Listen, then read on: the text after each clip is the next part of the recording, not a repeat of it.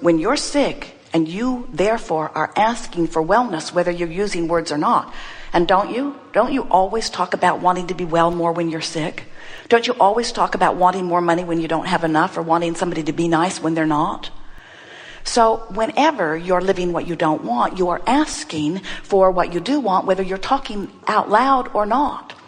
So every time you ask, Source not only answers that, but literally becomes the vibrational equivalent of what you're asking for. Now, why is that important to you? Because law of attraction is now responding to that vibrational vortex of desire.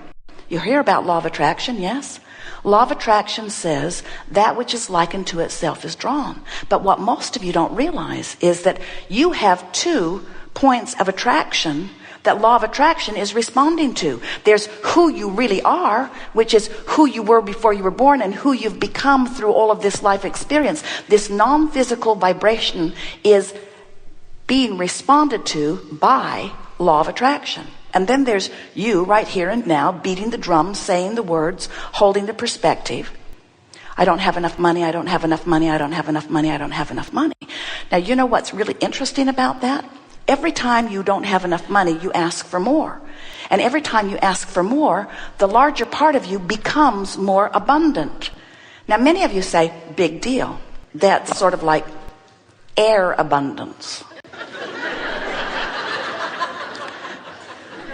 And we say, don't underestimate that non-physical abundance, because everything that you see that is physical in nature was once vibration, and then it became thought form as it was thought upon longer, and then it became manifestation. So do not underestimate this airy, fairy, vibrational escrow. In other words, it's a big deal. It is the deal from which you were born, and it is the deal which you will reemerge into, and it is the deal that is the eternalness of life. It is a big deal, and law of attraction is responding to this part of you.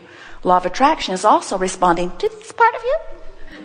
Now, we don't want to make this sound unimportant, but relative to law of attraction, we want you to feel the bigness of this energy of well-being in relationship to the smallness of this not allowing it. So, there is you and there is you, and law of attraction is responding to both vibrational aspects. And to the degree that you move your vibration into the vicinity of this vibrational escrow, then you receive the benefit of that huge vortex. You see how it works? That's what the feeling of enthusiasm is. You know, you've got this vibrational energy vortex swirling around over here, and when you think thoughts that get you in the vicinity of it, you begin to feel true passion, true enthusiasm, true zest for life. When you allow yourself to let go of your struggle and be swept into that current, that is a current really worth being swept into. So we want you to remember that as you are this physical being here in these physical bodies, that coming in, you knew these things for sure. You knew that step 1, the asking, would be taken care of automatically, because you knew the environment would induce it from you.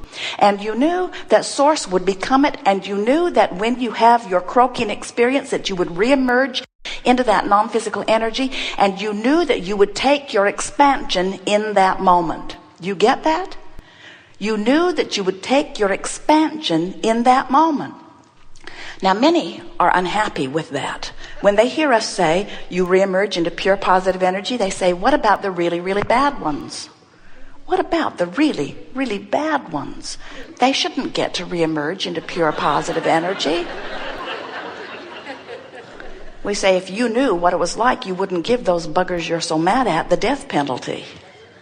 If you really knew what the reemerging into source was, you'd make them go to school instead.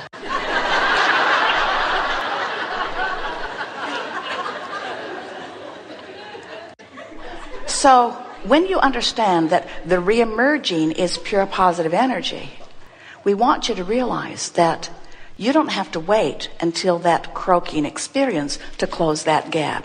You can deliberately pay attention to the way you feel and deliberately guide your thoughts incrementally into closer and closer and closer and closer and closer and closer and closer proximity to who you have become. And that's what we mean when we say, are you keeping up with you? You came forth into this environment not to make something happen because you knew that was inevitable. So it wasn't a big thing on your list of things to do. You didn't come forth intending to make the world a better place because you saw it as perfect already in its diversity, and you knew that you could carve from it what would be the best from you. You didn't see it as something that was broken that needed to be fixed, or something that was sick that needed to be healed. You saw it as an environment from which you could carve out improvement, and you knew that in that process you would find joy. You knew that no matter where you stood, no matter where you were born, no matter what environment into which you were born, that every environment, whether it is rich or poor, every environment, no matter where it is, every environment has variety among it, and from it comes an improved idea. And you knew that you could get anywhere from anywhere. You knew that you could become anything that life inspired you to be. And we want you to know two really important things. You'll never get it done, and you cannot get it wrong. And the reason you cannot get it wrong is because it is never done. So let's say that you decided, because you're living in the house and there are not nearly enough closets, and the driveway is not pleasing to you, and there's not enough room in your garage for your car, or the other car, and all the other things. And so as you live in this property, while there are positive aspects, and while you do appreciate the positive aspects, there are things about where you live that you are not appreciating all that much. And every time you feel tight in your garage, you ask for more space. Every time you do not have enough closets, you ask for more closets. Every time that faucet needs to be repaired again, you ask for better plumbing. In other words, now it sounds very mundane, you might say, and not very spiritual, but we say everything that is material is spiritual at basis. So in this exposure to this house, you're asking for more. And over here in your vibrational escrow is a magnificent space coming into actualization for you.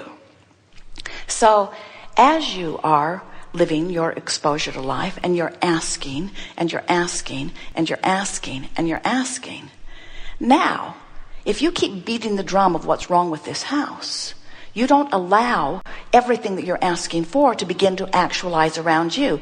It's actualizing, and don't worry about somebody swooping in and getting it. They can't. Nobody else has access to what you've put into your vibrational escrow. In other words, they can't get it away from you. But as you continue to focus upon what's wrong with where you are, you hold yourself apart from the improved life experience that you have been asking for. As you begin to try to imagine this improved life experience, as you play games like, wouldn't it be nice if, or won't it be nice when, or I'm really going to enjoy this, as you start making an effort to feel the actual feeling of this improved life experience, something will take place in you where, with a little bit of practice, you will begin to feel more like this than you do like this. And then circumstances and events will acquiesce around you, and you will find yourself in a position where you are now able to be in this new space. And you say, isn't that wonderful? Deliberate creation. I wanted it. I got it. And we say, yes, you did. And you also got a new vantage point. You got the improvement that you asked for, but you have evolved now. You're not the same being who was over there wanting this. In the time that it took from you to get over here, you created another vibrational escrow that's over here. And you say, I'm never going to be happy. I'm never going to be satisfied. And we say, we don't say that. We say, you'll never get it done. There's always going to be another future, bigger, better, brighter, better feeling vibrational escrow calling you forward. And the thing that we want you to hear among all of our things put together is that it is that being called forward toward that which the larger part of you has become, that is life. If you can start enjoying that journey between where you are and where you're going, now you've got it. Now you've figured out how to be joyful. And then you understand, maybe for the first time, why it is that people who are living in far different financial circumstances than you are happier than you are. Because the joy doesn't have anything to do with the comparison between you and anybody or everybody else. The joy that you're feeling in any moment has only to do with the vibrational gap between where you're vibrating right now and who you really are. You see how it works? So when you get a bead on this vibrational escrow, when you start understanding that life is going to continually cause you to ask for more, then next time you hear someone goading you, teasing you, prodding you by saying, you know you are the creator of your own reality. And then pushing a little harder by saying, are you enjoying the contrast of your time and place? Are you enjoying the contrast of your time and place? And if you're one of those people who now understands that your vibrational escrow exists because of that contrast, and that the source within you is over there being that and calling you toward it, and you've learned how to reach for the thought that feels better, reach for the thought that feels better, reach for the thought that feels better, so that you are feeling the joy of being swept up by the current that is moving toward all that you have currently become, then you can unequivocally say, yes, I am enjoying the contrast. I appreciate this experience, even though it sort of knocked me on my can, because out of that experience that sort of knocked me over, I felt preference be born. And I'm smart enough to know that when preference is born within me, that the larger part of me has become more, and that loving larger part of me that has become more will now hold that set point of vibration incessantly, and law of attraction will respond to it, and I will be summoned forward into the fullness that life has caused me to be. And I don't have to get over there to be happy. I just have to stop dragging my feet about going. You don't have to get over there into that new house to be happy. You can be joyful thinking about it. You can be joyful feeling appreciation for the positive aspects of where you stand. You could be on your way to a whole new lover and joyful as you appreciate the lover you've got.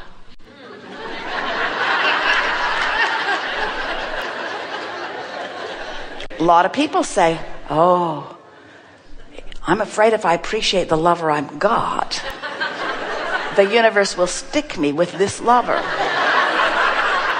Isn't it better for me to condemn the lover I've got, so the universe will then know I'm not happy and give me the lover I really want? And we say, doesn't work that way. You can't get to something you want by pushing against something you don't want. You have to make peace with where you are. You have to make the best of where you stand. You have to make long lists of positive aspects and look for reasons to feel good and get into a vibrational attitude of appreciation. Even if you're just hopeful, you're on the way, you see. But if you hold yourself in those vibrations of anger, or those vibrations of resentment, or those vibrations of not enoughness, as you let those be the dominant vibrations within you, even though there is a vibrational escrow that is glistening for you, we want so for you to see what you have created that is available immediately to you. When you just let go of the resistance, stop beating the drum of what you don't want, and start reaching for thoughts that feel better. Good. Now you know everything we know. So you have some things you want to talk about. We're eager to talk with you about whatever it is. Nothing is off limits. There is nothing out of order. You will, however, feel an unfolding that will be beneficial. Sometimes something said before we talk to you is better, and sometimes we won't call you forward at all. If you've heard what we just said, then you get it, that all that you are is already in this vibrational escrow. And that this meeting actually gathered before you dragged your physical bodies here. There is nothing that you want to know that we don't know that you want to know. And there is nothing that you've come here wanting to receive that we won't give you here today, whether you sit in the chair or not.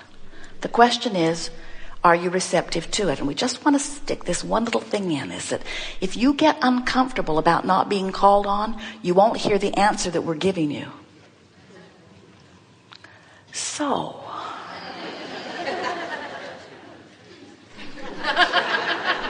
well, we're going to begin here and then go here. Stand if you think it's you. You're the one. Come forward. And then you. Stand if you think it's you.